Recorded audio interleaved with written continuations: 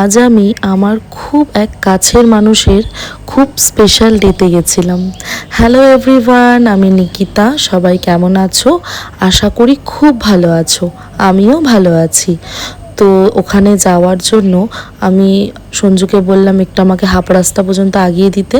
তারপরে আমাকে আগিয়ে দিল। তারপর ওখান থেকে টোটো ধরে তারপরে আমি যাচ্ছিলাম, আমার জায়গা ছিল ওখানে ছিল আমবাড়ি। তো শিলিগুড়ি কাছাকাছি যারা থাকো সবাই আমবাড়ি চেনো আশা করি। তো আমার আমবাড়িতেই আমার খুব কাছের একজন মানুষ থাকে।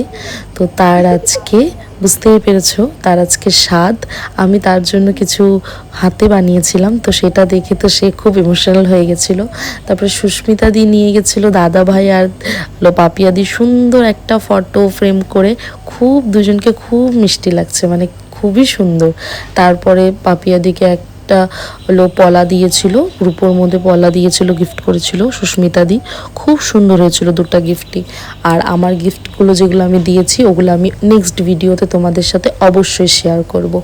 তো তারপরে এদিকে পাপিয়াদির সাথে দেখা টাকা করে অনেকক্ষণ গল্প করে পাপিয়াদিকে রেডি টেডি করে দিয়েছিলাম আমি।